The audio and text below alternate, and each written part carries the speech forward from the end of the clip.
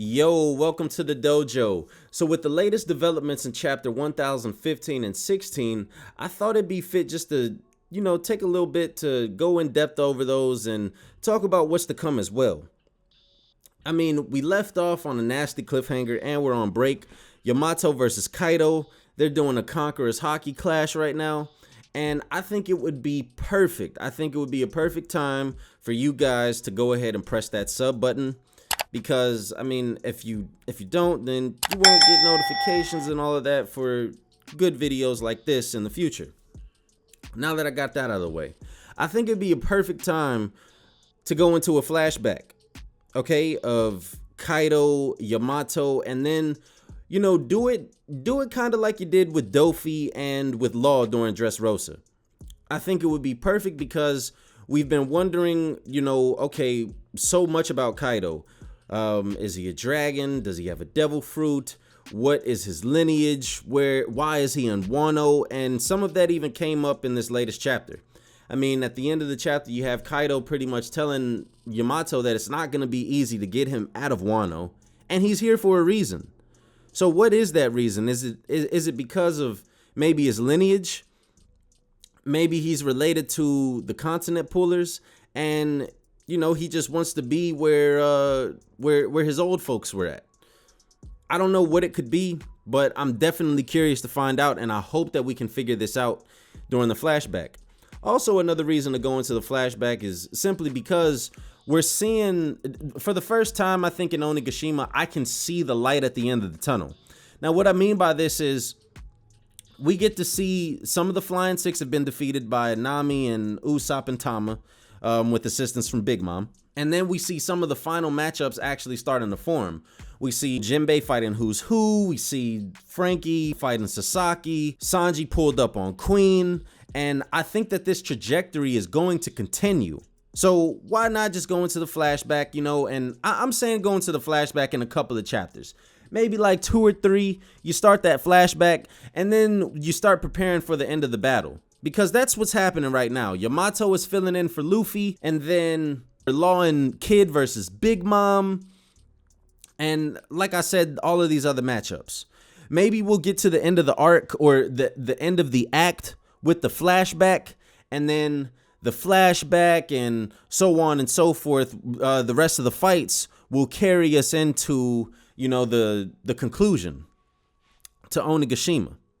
But anyways, let's talk about this a little bit, okay? So, specifically for Kaido's flashback, right? There are a couple of things I want to see. Him getting his fruit from Big Mom. I think that is actually the perfect place to start, okay? So, Kaido gets his fruit from Big Mom, and then maybe we start his journey from there.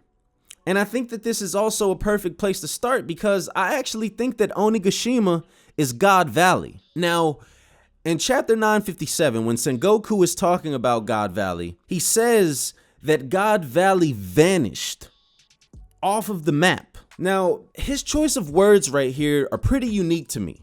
He says vanished, like it just disappeared out of thin air. Not that it was destroyed, and I think that this is kind of like a red herring. So this was told to us, or this was laid out to us in this way, for us to think like, okay, so we get all of these top tiers. We get the Whitebeards, we get the Rock Pirates, there's Goldie Roger there, there's Garp, so on and so forth. So this is just a grandiose battle painted to us. And I think that we're supposed to believe, or we're led to believe, that this battle, or the result of this battle, was the destruction of God Valley. And that's why it was erased off of the face of the earth.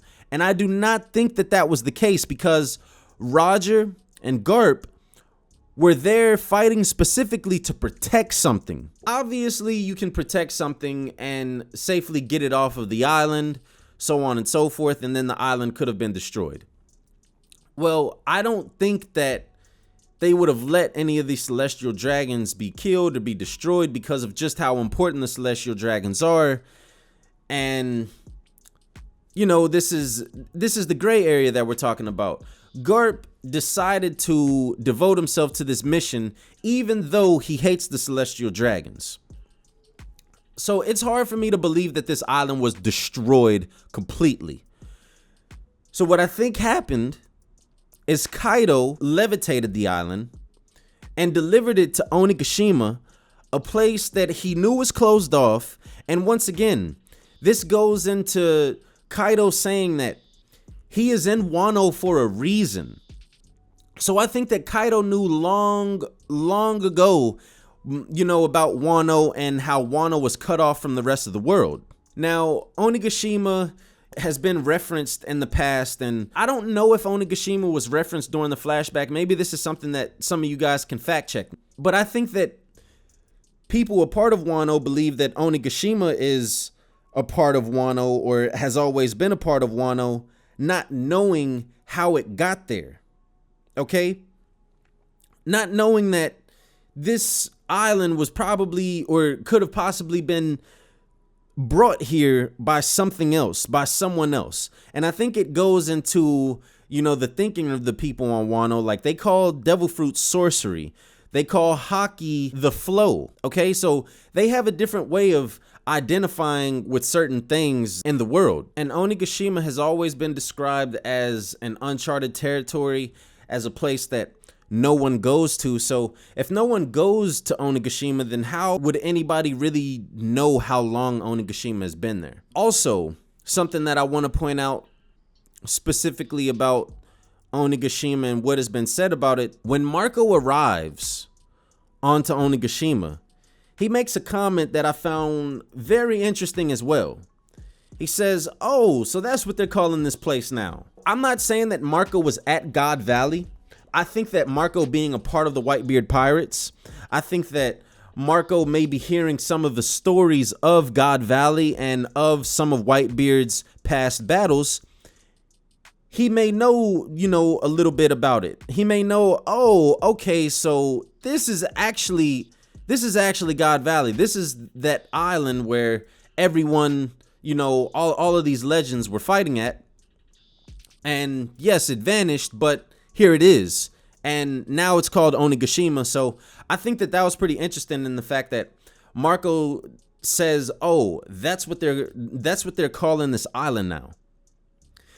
Because when Marco and the Whitebeard Pirates came to Wano, I do not believe that they went to Onigashima. I don't think that they knew anything about Onigashima. But once again, I'll leave that to the people in the comment section to fact check me on and maybe to correct me on. So I think that this flashback should entail all of those details and should start specifically right there.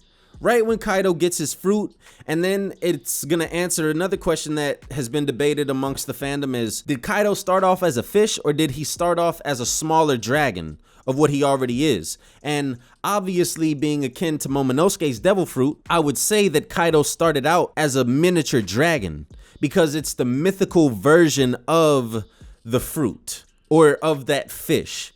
It's the mythical version of the fish. The fish is mythical because it transforms into a mythical dragon.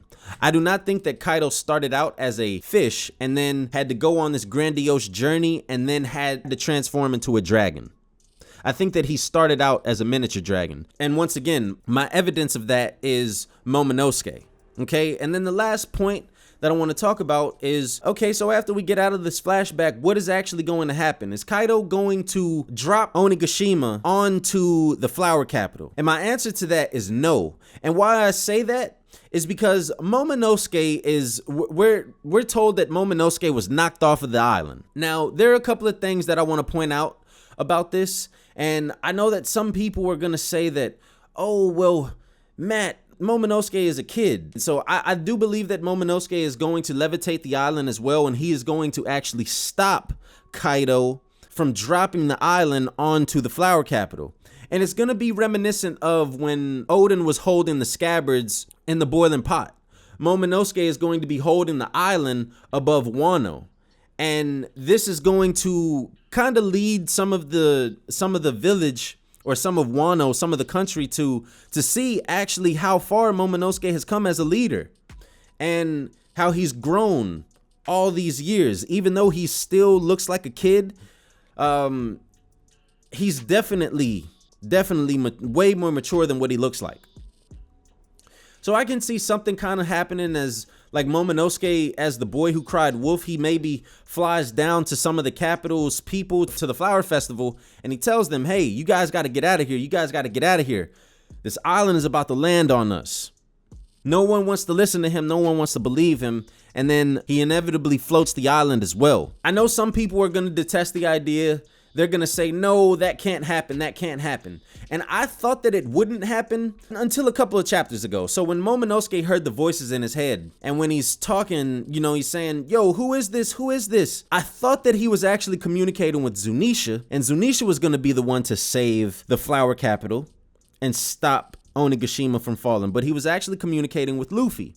And now that leads me to believe that Momonosuke is going to do this by himself. So whenever Yamato told Momonosuke what was actually happening when Kaido started floating Onigashima in chapter 997 or 998, Yamato did not know that Momonosuke was a dragon at that point, okay? She did not know that Momonosuke was a dragon, and out of all the people to explain this to, it's so that Yamato explains this to Momonosuke, who is a dragon as well, but she doesn't know it. So she tells him, all dragons have this ability to float things with their flame clouds.